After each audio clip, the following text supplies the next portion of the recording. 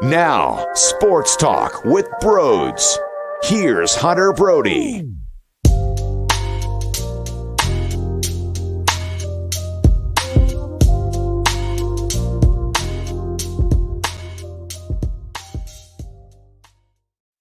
What is going on, everyone? Welcome on into Sports Talk with Bro. It's a disappointing day at the ballpark as the Phillies lose, and they look pretty bad, even though the score doesn't really dictate what the feel of the game was like. They dropped 2 of 3 to the New York Mets, and I heard so many damn Mets fans take over Citizens Bank Park, as it always feels like they do, and Aaron Nola was awful. Aaron Nola stunk. You think about location. There's no such thing as location with him. He's hitting batters and 0-2 counts or getting driven to left field, and he just looked a mess. And he finished going 3 1/3, allowed 3 earned runs, 3 hits, 3 walk batters, and 5 strikeouts. And you thought maybe, just maybe, you were excited about a cutter, you were excited about maybe something with the 2-seamer, and then with the blink of an eye, it was a big-time failure out of your number 2, and it's basically the same problem that we have seen for years now out of Aaron Nola.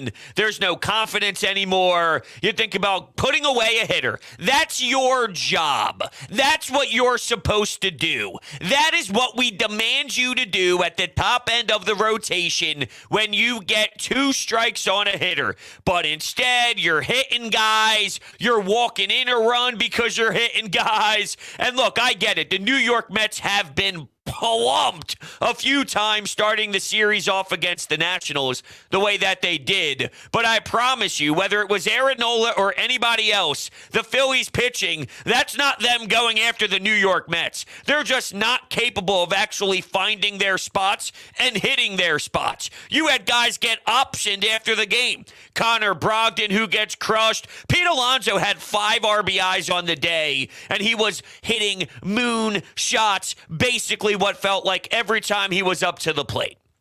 But if you think about, how poor some of these options were, Jones, Brogdon. Now, I'm not the biggest critic of every single move made by the manager. There was one that I didn't like, and the one that I really didn't like most, and it wasn't with the starting lineup. I figured Rhys Hoskins wouldn't be there. Would I be all right if Hoskins gets a chance against Max Scherzer again? Absolutely. 12 strikeouts and 23 at-bats with only 1 hit, which is a double. Obviously, 1 for 23 is not a recipe for success.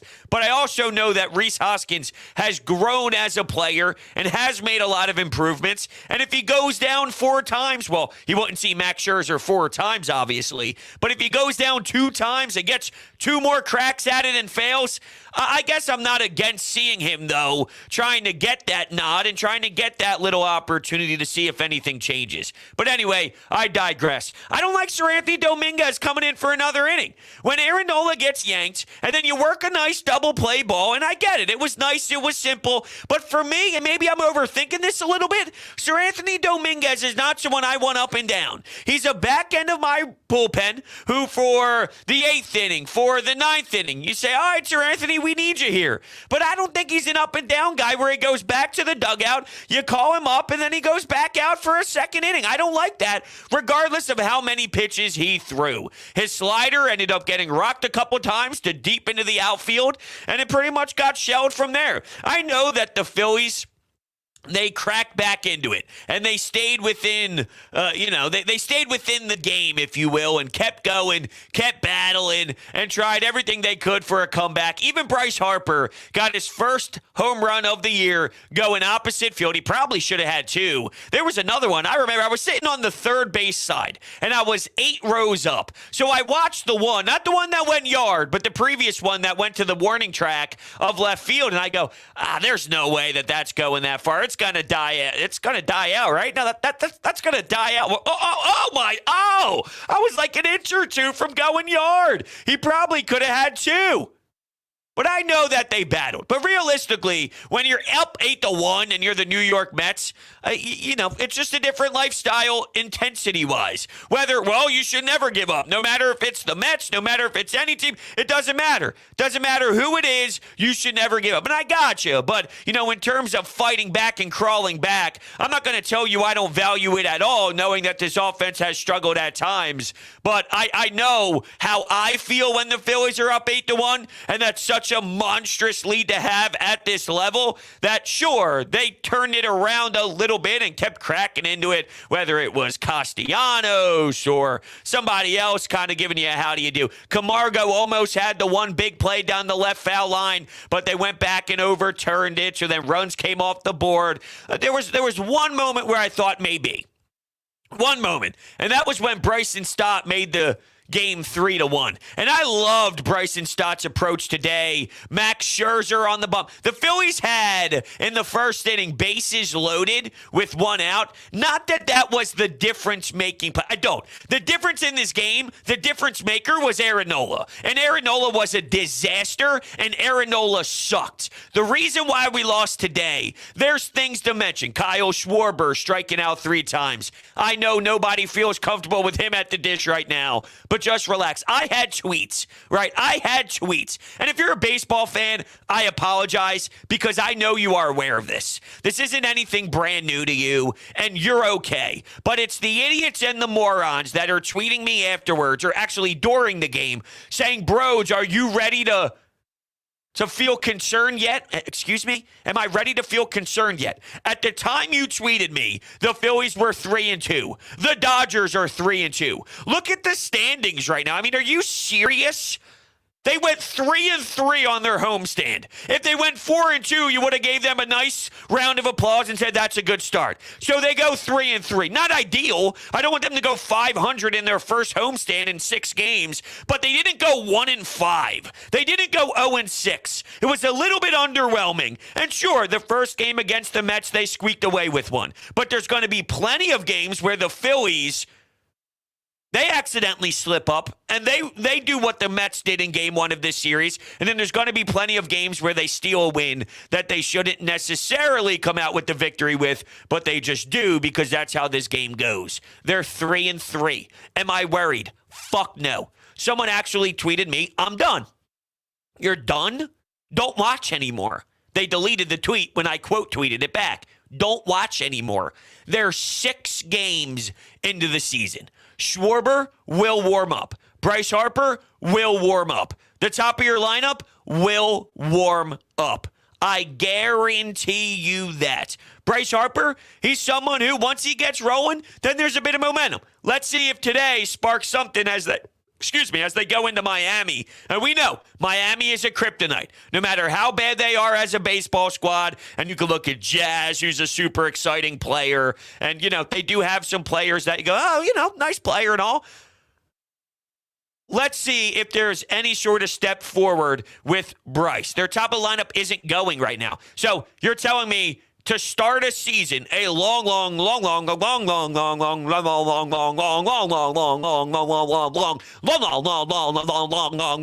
season, when their hitters aren't even hitting, they're still 500.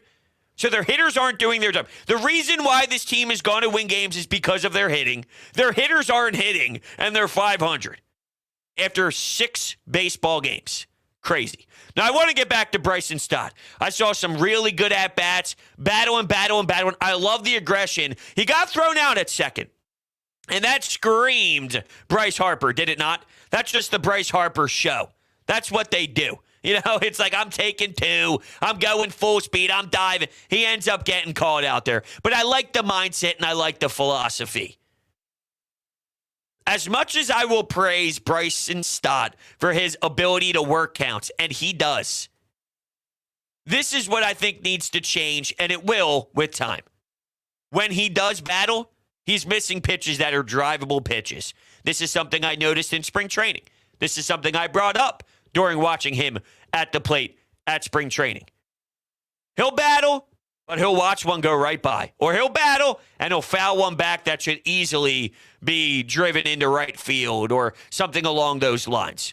So, that's going to happen, though, when you're now facing a Max Scherzer. Now, he had 2 hits on the day. He had 2 RBIs as well. I thought Bryson Stott was really electric today and a lot of fun to watch. But I just want everyone to note that within his ability to really work a count and really work a pitcher, there are some drivable pitches that I think for the long run of Bryson Stott, as we watch him grow, that's an area that has to change as a whole. Max Scherzer threw 29 pitches in that first inning. He was up to 45 pitches after 2. 44, I believe, maybe 44, 45. It was in that range. I think it was 44 because I went with Dan Robinson, who is Shelfie, if you know him, of the MLB community. We ended up, MLB The Show community, that is. We went together, and I think after that first inning, we said, if we can get him to about 45, in between 45 and 50 by the second inning, maybe we can dive into that Mets bullpen earlier than anticipated, which would allow the Phils maybe to grab onto some sort of momentum.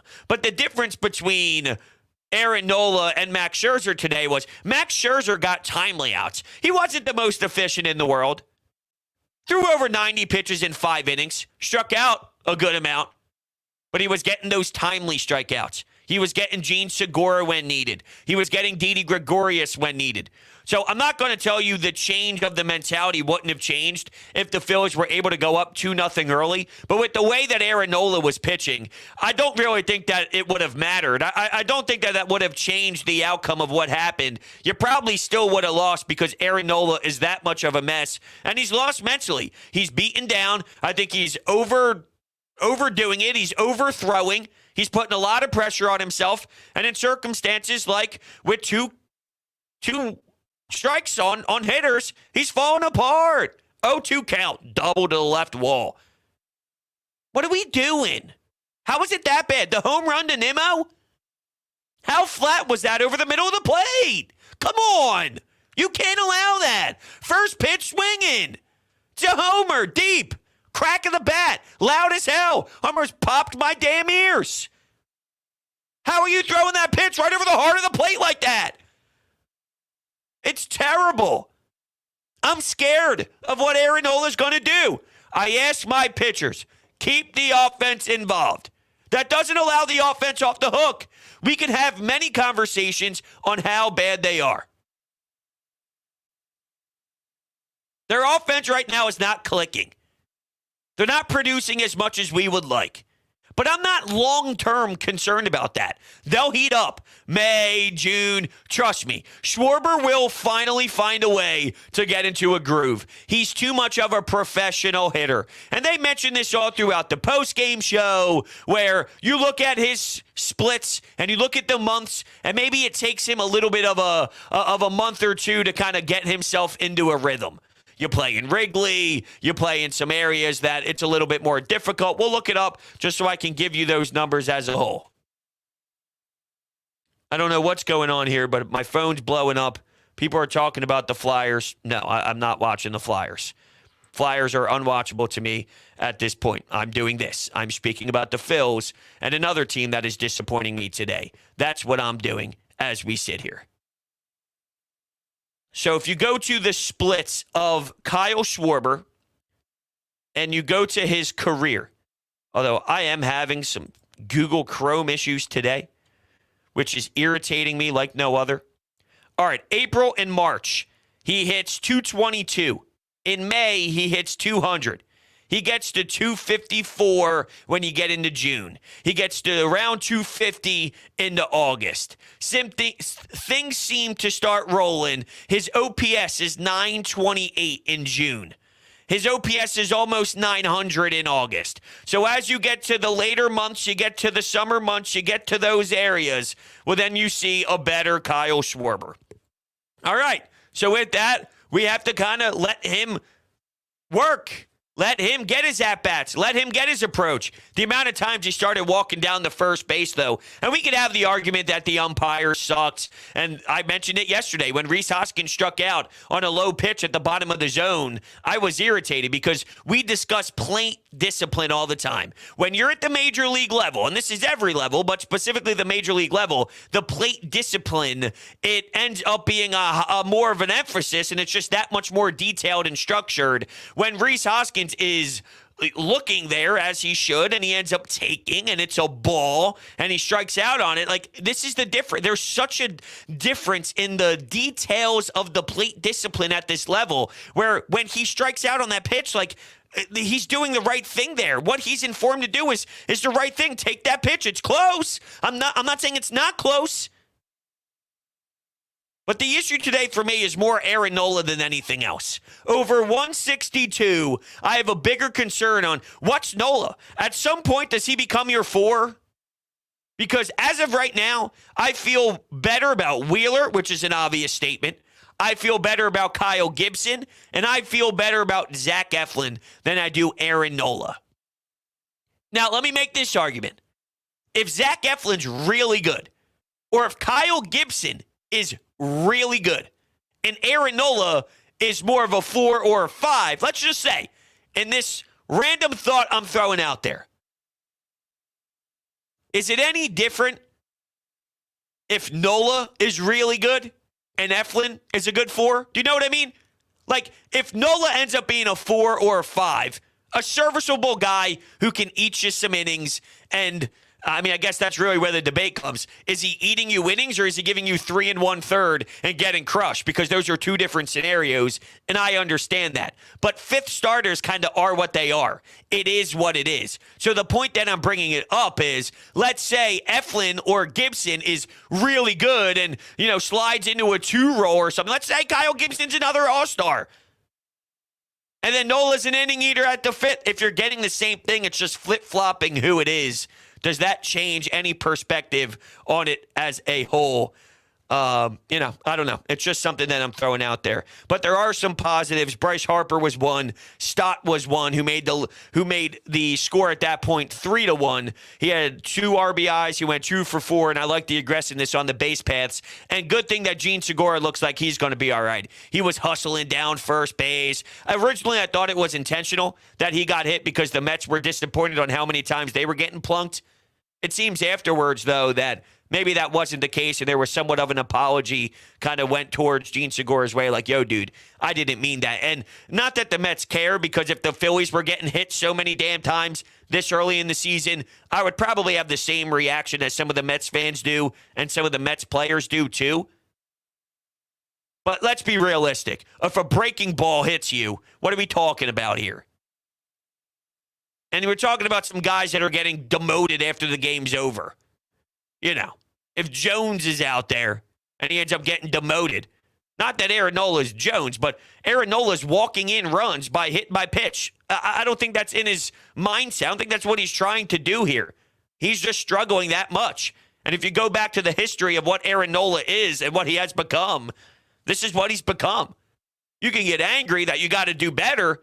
You can get angry at him that he's got to fix his location problems. Trust me, Mets fans, I want him to as well. Because I need Aaron Nola to keep this team in games. He doesn't keep his team in games. 3 1/3 is not keeping his team in games whatsoever. All right. 856-442-9805. 856-442-9805. That's the phone number. That's where we begin. And we'll go to Sean, who's been waiting patiently. What's up, Sean? What's going on, Hunter? How you doing tonight? I am a little defeated from the sun. I'm not going to lie. Yeah, I hear you. All right, let's cut to the chase. Let's start with Nola. Somebody said it in the comments, and I said the same thing to myself. He's turning into Vince Velasquez for me, and this is what I mean by that. I just honestly can't stand to watch the guy pitch anymore. It's like watching a rerun. He'll go out there for an inning, and he'll look like Cy Young. The ball's moving up and down. He's got the hitters off stride. But if the game is close or at some point he's going to make a mistake or 2 or 5, and it's going to turn around all of a sudden. I mean, offensively, I didn't think Scherzer was that great today. He was there to be abused. And when Gene Segura struck out in the first inning with the man on third and 1 out, and when you can't score on first and third and nobody out, you knew it wasn't going to be their day. Yeah, the second one, yes. After the first scenario, I was disappointed, but I thought that, as you alluded to, it wasn't as if Max Scherzer was dialed in from the jump. So I thought maybe there would be some other chances to score some runs, but the problem is it got so damn out of hand, and it got blown out of, pretty much reach at one point where it was so deflating. So I was bothered, and I was very annoyed that Gene and Didi, when you talk about having some chances to knock in some runs, he really did struggle big time today, even though normally I would climb back to that first inning and go, that was it right there. For some reason to me, that wasn't it for me. When you talk about first and third and then it happened again, maybe I would start to look more in that direction. But it's so hard because I feel the bigger issue today is Nola than it is the offense. So whether I'm not looking at that first inning harsh enough in your eyes or anyone else's mind, I just think with the long-term thinking, I'm so much more disappointed in Nola because I know bases loaded and one out in many, many, many other circumstances, this team's probably going to deliver more times than not. Yeah, I'm to the point with Nola where you could have told me after the game, hey, the Phillies were going to trade him for a box of Kleenex, and I would say the Phillies got the better end of the deal. But the offense, I'll say this in closing. Look, there's going to be games, especially when the weather warms up, where they are going to score 10 runs, 11 runs, 14 runs, and have a big explosion. But their offense kind of scares me, and I'll tell you why. It's a one-trick pony offense. It's 3-run homer or else. They have no speed, and I know the game doesn't cater itself to speed anymore, but sometimes you got to just simply hit a sac fly, hit a ground ball, move a guy from second to third by hitting a ball to the right side. And you look at the division, I mean, you're not going to have that many explosions offensively facing guys like Scherzer, Max Fried, et cetera, et cetera. I mean, where are the runs going to come from on nights when you're facing those guys? I mean, Scherzer, I think, could pitch with his feet and get us out. I mean, we've seen him for years. I mean, how many years? I mean, isn't it time we make an adjustment against this guy? Well, to be fair, I mean, this guy is one of the best we've ever seen do it. Did you see when Bryson Stott, by the way, ended up knocking in that run? He was so mad at himself. It honestly looked like he was flopping like a fish in midair because he was so disappointed. But, no one can find way. It's not impossible, but I think at that, with what your last statement was, it's more about, dude, this guy is just wired differently. I understand, but I also think it's telling that Bryson Stott, a rookie, seems to have a better approach at the plate than a lot of the veteran hitters. And I'll say this in closing when it comes to Schwarber, because I've been thinking about this. I mean, other than the home run he hit against Oakland, has he hit a ball to the outfield? Not a base hit. I'm just talking even a fly ball. Everything is either a strikeout or a little plink ground ball to second base. Yeah, I was going to say, and I appreciate it, Sean. The one that comes to mind is when they had a man on third base there, and it was a little dribbler to the catcher. But, I mean, this guy's been around for so long that I don't have an issue with Kyle Schwarber and his mentality at the plate. He's hit a lot of dingers. He's hit a lot of bombs. He's hit a lot of homers in his career. His OBP, we talk about him hitting leadoff for a reason. He does have good plate discipline all around. I mean, his numbers do dictate that he is a strong-minded baseball player. And somebody's talking about this in the chat. How dare you talk about this plate discipline? Did you see them swinging yesterday against the Mets in the ninth? Yeah, sometimes you got to tip your cap. Nasty sliders were occurring. All right, you look at the Mets and you look at what was going on at on the bump, and sometimes you got to tip your cap. It's easier to pitch than it is to hit. All right, and you just think about, of course, percentages. That is, you hit 280, you're a good hitter. They had it that day. You're talking about 1/9 inning. We're sitting here bitching and complaining about how the offense hasn't gotten going yet, and that's fair. It's not wrong to say the offense hasn't been as electric as we would like to start the year 6 games into a 162 season. They are 3-3 with you not satisfied with their play. They're 3-3 with you disappointed on what they're doing. Imagine what happens when they actually start playing a better brand of baseball. Well, bros, they won't play a better brand of baseball. That's what I'm trying to tell you. Screw you. That's my response to that. Screw you. It's 6 games into a... I'm actually embarrassed for what I'm hearing this early into it. What are we doing? If you call yourself a baseball fan, what are you doing? You could objectively analyze the issues. You could say that the top part of your lineup in Schwarber, JT, Bryce, Castellanos, these guys got to get rolling a little bit. But I'll throw something Sean's way, who was our previous caller, of course, about Bryson Stott's approaches. Well, in the MLB, there's adjustments made, right? Absolutely. 1,000%. Max Scherzer, after a couple more games against Bryson Stott, I bet you he starts doing things differently to figure out what he could do against a Bryson Stott. Max Scherzer has seen a Bryce Harper a lot. Just to put it in comparison here, is like, it's not just, well, the hitters are making adjustments against pitchers. Well, pitchers are also making adjustments against hitters. And I wonder, knowing how wild of a man Max Scherzer is, the next few times he sees a Bryson Stott, will he take a different approach, which then impacts Bryson Stott and his ability to either drive the ball into left center field or something along those lines. But I'm pretty embarrassed for everyone and the strong, insane level of reaction that I just don't get behind. The Phillies hitters are swinging the bat to be heroes. Welcome to baseball in 2022.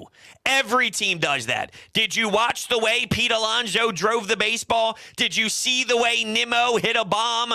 Yeah, Aaron Nola left one over the heart of the plate, and Nimmo wanted to be a hero. Pete Alonso, with 2 strikes, 0-2, wanted to be a hero and drove it off of, that one actually might have been the deep center field one, but there was another one that went into the corner in left field. I mean, stop it. When people strike out, all you hear is, ooh, all they're doing is taking big hacks. But when guys get hits with big hacks, no one mentions that they're taking big hacks. That's what this game is. It's 2022. The Phillies have one of the best hitting coaches in all of baseball. All right, I'll trust him over other people complaining on social media about the way that the Phillies approach the plate. No one bitches and complains when other teams hack the ball all over the place, looking to drive and looking to hit homers, and they actually do. It's only when you fail is it, I can't believe they're looking to hit homers. Everyone's looking to hit homers. Everyone. That's the name of the game. Driving the baseball. Some teams do it better than others. And the Phillies have a lineup that's extremely capable of doing it. They're just not doing it right now, because you're 6 games into a damn baseball season. We did get a super chat earlier in the show. $10 donation. Cosmicon, thank you so much. Even though the Mets won the series, I wasn't impressed by them at all. Nothing they did in this series makes me worried about them. Phillies beat themselves more than anything. Also, 2022 Nola equals 2019 to 2021 Nola. Well, the Nola you saw, the Cy Young year, that's so far in the distance that I never even think about that. And thank you so much for the $10 donation. I greatly appreciate all of your support and your time as you watch me scream and lose my mind thinking about the Philadelphia Phillies and some of the reactions that I see. In terms of who the Mets are, I'm going to use the same logic with the Mets that I do with the Phillies. I don't know who the Mets are. I have no idea. No idea. Hey, the Washington Nationals won the World Series going pretty ugly for a long period of time, for months. The Atlanta Braves last year, they won just over 80 games, right? What did they finish with? Did they finish with, why do I feel like 84 was the number, but maybe I'm wrong. Let's see. Maybe I'm wrong. Maybe it was 87. It's either 84 or 87. MLB standings. Come on, Google Chrome. I'm about to punch my computer today. I'm having a tough technology day. That's for sure. All right, when you go to 2021 and you go to the National League, what did they win? 88. Okay, 88 wins. I thought the 87 felt a little bit more right. But regardless, 88 wins. That's where I pegged the Phillies this year. 87 wins. At the end of the day,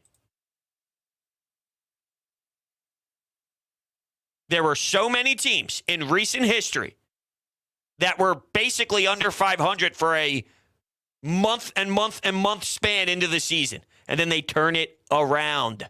And then they get going. And then their bats get hot. Welcome to baseball. Yeah, the reason, Nolan, if you're calling into the show, I see this in the chat, and it's going straight to voicemail. It's because people are on hold trying to get in. When lines open up, it'll start ringing, and you can get in from there. But with that, we'll go to the phones. Hello, good afternoon, good evening. You're on Broads Media. Hey, I just gotta say, like, nothing can go our way. Like, at least today, nothing, or these last 3 games, well, besides the first one, nothing went our way. And, I mean, and that's all right for right now. Like how you were saying earlier, like, Realmuto, Harper, and Castellanos and Schwarber, they're gonna get going. I mean, I guess not JT, he's been doing pretty good. But right now, it's good to see guys like Stott and, you know, the other night, Bohm. They're doing pretty good. Those are the guys we need to be doing good late into August. Yeah, and you know what? It's interesting, and I appreciate the call. You do have some of your lower lineup guys going, like you mentioned, Stott, and you talk about how Bohm, every time he steps up to the plate, it seems like something good's happened. Although I will say this, when he pinch ran today and they went for the second standing ovation, I get it. Different people in the stands today compared to 2 days ago who gave him the big standing ovation. But pinch run, we do it once. I don't think we have to do it every single time, but that's just my personal opinion on it. I will say this, though. When those other guys get at the top of the lineup, they get their momentum swing, and we're feeling positive about that. That's maybe when Bryson Stott starts to struggle, and that's when Alec Bohm goes on a run where he goes 0 for 8 in an 8 at-bat span. I mean, that's just the name of the game. The question is, do you have enough talent on your roster which gives you a chance to compete if 4 of your 9 guys are red hot? I'm not saying that means 5 other guys are complete trash. Maybe they're just average, and then there's 2 guys really struggling. So if 4 players are electric, you got 3 players that are just giving you your average, your basic standard, maybe 1 for 4 with 1 RBI, which was a single in the 6th inning. And then you get a couple guys in the bottom of your lineup that's kind of having some tougher approaches and some tougher at-bats. Is that enough? The better talent you have gives you a better chance to have that. And then from there, you ask yourself, is that enough to score enough runs to win baseball games if your defense is below average, your pitching can keep you involved, and that's when it goes back to Aaron Nola can't be doing this. If Aaron Nola does this, you're probably screwed, especially when Brogdon comes in, especially when Jones comes in. These are the issues, and, you know, today, I don't know who really you were able to go to. Falter, he ended up going in, but the last time they brought in Falter, everyone bitched and complained that you brought in Falter. My biggest issue with the bullpen decision today was going back to Sir Anthony Dominguez after he got the double play ball. I just didn't think that was necessary. He's not that style of pitcher in my eyes. That's the way that I see it. How come our veteran hitters don't adjust to Scherzer? Because he's nasty. He's a nasty pitcher. How come Clayton Kershaw today was able to have a perfect game through 7? People have seen Clayton Kershaw before. There's guys that are in a different tier. That's almost like saying, how come you can't stop LeBron? I'm sure people have tried to stop LeBron. I'm sure you've tried to make adjustments to stop LeBron. How come Steph Curry can keep making his threes? I'm sure you've tried to stop the Golden State Warriors from stopping Steph Curry from making his threes. But at some point, there's nothing you could do about it. Because when you're an athlete that's playing at that level, and you're an athlete that's at a Max Scherzer level of competitor, sometimes you got your hand strapped behind you. You're just handcuffed at it. And mixed with you just personally taking some uncomfortable hacks, trying to do too much, putting a lot of pressure on yourself. It happens. It happens. Just cool the jets. Right now, I'm not even a little bit nervous. I'm not even a little bit concerned. What's my concern level 1 to 10? 0. That's where I'm at. 0. That's how comfortable I am right now. But for everyone who's not, remember this feeling when they go on a win streak of 8 games. And then, sure, they might lose 3 in a row. They might get swept. Look, it's the same thing as an NBA regular season. You're going to beat the Celtics. You'll lose badly to the Celtics. You'll lose to the Pistons. You'll lose to the Pacers. You're going to have those bad losses that you end up losing a series when you go to a city that you should win. You go to Pittsburgh, you drop 2 or 3. But then you'll go to Boston and win 2 or 3. You'll go to LA and win 3 out of 4. But then you'll go home and you'll lose to the Nationals 2 of 3. That is going to happen. You just have to make sure that you understand that emotionally and keep it in check. That doesn't mean you're not allowed to be angry or you're not allowed to be upset and you're not allowed to hold this team to a high standard. Of course you can. You say, hey, this needs to change. But for every bad series loss, which is going to occur, keep that same energy when they have a good win. We can use the Eagles. The Eagles on the road against the Saints, no way they win. They win. The Giants at the Link, no way they lose. They lose. So you're going to win series you shouldn't. You're going to lose series you shouldn't. You're going to win series you should. You're going to lose series you should. That's just the nature of the beast. But as a collective group, you analyze all those series I just threw out there, and then from there, you have what type of team you are. Crazy. Now, I know Brogdon going down is something that I didn't expect when talking about this team before the season began. I anticipated Connor Brogdon being a reliable arm. Once I saw the way that he was pitching and throwing in spring training, I thought, he doesn't look confident. He doesn't look good. He doesn't look like the same Connor Brogdon. Am I a little surprised he's already optioned? Yeah, probably. And once again, that's because I actually penciled him in. And maybe more than just penciled. I used pen, damn it. So now I got to utilize whiteout. But I looked at him as a no-brainer guy that you could rely out of your bullpen. So that changes things. That adds a lot of pressure on some of these guys. We don't have that many. Nelson went 4 innings the other day. A lot of the pitchers that I like, Brad Hand, Knable, Sir Anthony. Who am I missing? Brad Hand, Knable, Sir Anthony. Frank, there's another name that I'm missing. That's an obvious one. I mean, Alvarado is a veteran that I like more than most, but he could be a little bit all over the map. Oh, Familia. See, a lot of these guys, they're not these long inning guys. The Brogdon, not that he's really a long inning guy either, to be honest with you, and I don't anticipate Nelson giving us 4 innings the way that he was capable of doing the other day. That was somewhat of a wow factor. A big, hey, I'll take it. Don't know if I can rely on this, but got us through today. You don't really have those. You might have to go inning by inning, and that's when Aaron Nola gives you 3 1/3. You're basically screwed at that point. So just something to monitor. All right, we'll go back to the phones. You're on the air. Hello. Hello, can you hear me? I can. What's up, man? Hey, I just wanted to, first things first, I just wanted to make sure that you had a good time at the game, because that's the most important.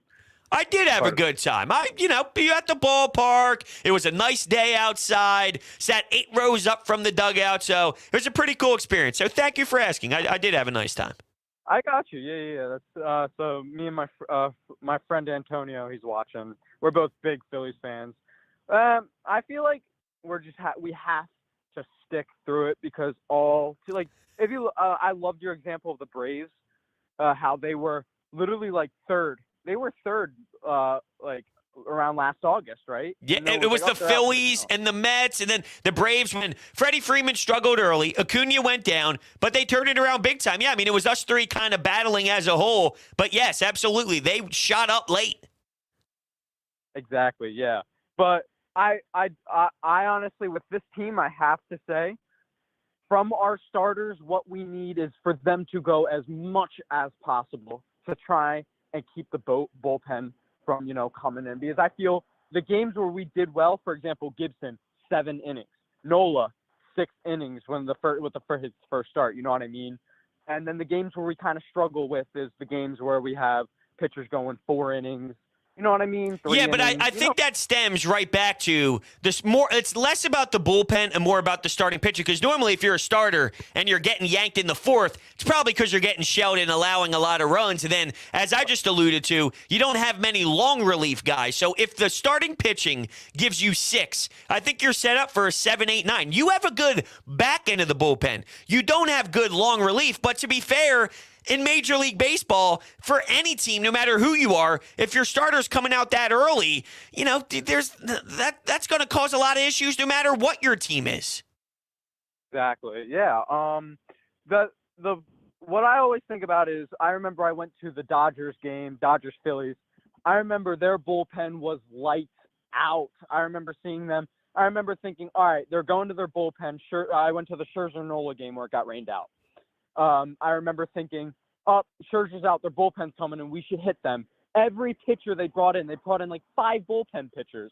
They just would shut us down. I was like, wow, unfortunately, and appreciate the call, good call. Unfortunately for us, we're not the Dodgers.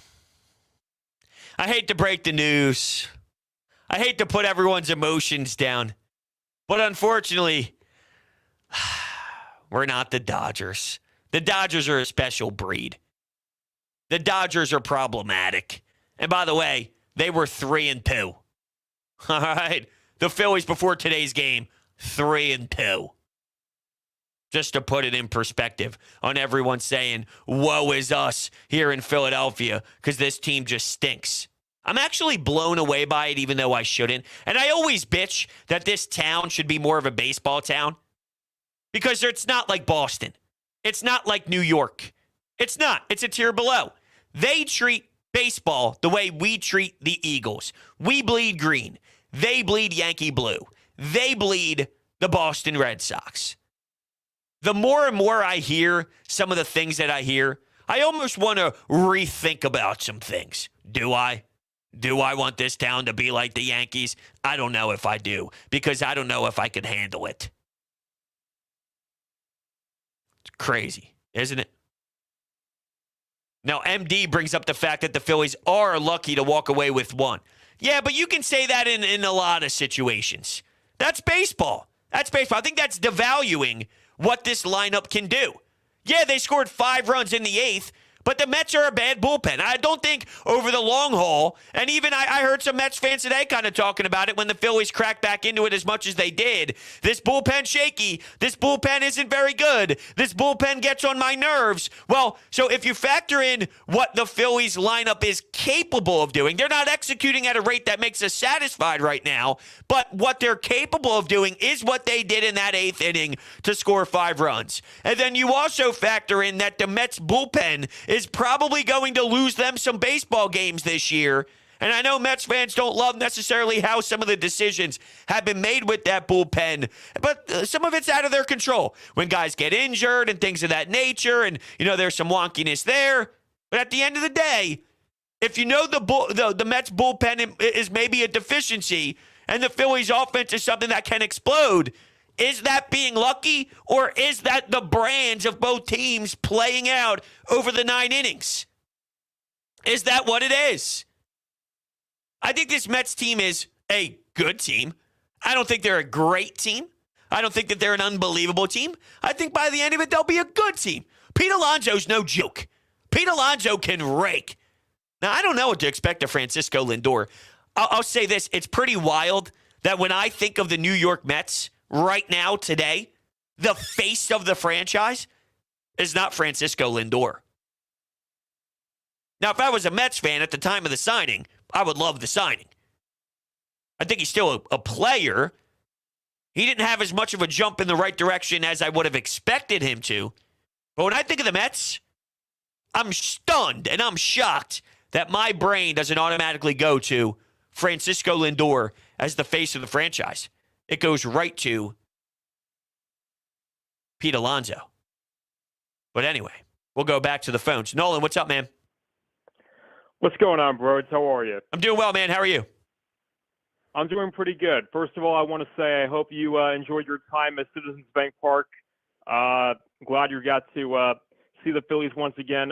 But first thing I want to bring up is that I think that ever since that final game against Oakland in the opening series, besides the Phillies scoring 5 runs in that 8th inning of that first game against the Mets for that comeback win, this offense, especially the top of the lineup, has just been super quiet. But as a couple of previous callers alluded to earlier, including Sean, who opened the show, this offense will get it going as the season goes along. You just got to be patient. I know Phillies fans are impatient. I know they're impatient when I see it, but this offense will get it going very, very soon. I can guarantee you that. I don't disagree with you one bit, Nolan. I think you're right on track here. We're watching a 500 baseball team, and you would think by the tone that they're 1-5. You would think that they're 0-6. There's some positives. There's some negatives. So they're 500 without their most prized possession of winning baseball games, which is an offense, doing what we need them to do. So imagine what happens when they do turn it on. Now, they're not going to turn it on and then it'll never go off again. It'll go on, it'll go off. It'll go on, it'll go off. It'll go on, it'll go off. But when that happens over the longevity of it all, that could put this team right at the 87 mark. And that 87 gets them a playoff position. And I did the math already. I know when we started the season down, I broke it down for everyone. But if you win 87 games, which we would all be satisfied with 87 wins on the year this season, that is a lot of losses to sit here and break down. So I need everyone to realize that. Yeah, those are some really excellent points, Bros. And honestly, I just want to say when the offense does turn it on, especially going down the stretch, oh man, is this team going to be fun to watch. This is going to be a fun lineup. It's going to be insane, Nolan. It's going to be absolutely insane. It's going to be wild. Citizens Bank Park is going to go nuts.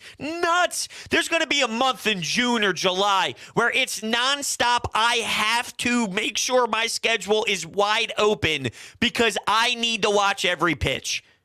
The same people devastated right now are going to be the ones that are loving every moment of an exciting ride in the middle of July, in the middle of June, where the team is raking and winning 10 out of 12 games. That's winning 12 out of 15 games. It's going to happen. It's also going to consistently pop up in my mind, what do we have in Aaron Nola? And in those 12 wins, a couple of those losses, it might be Aaron Nola. So devastating. So devastating.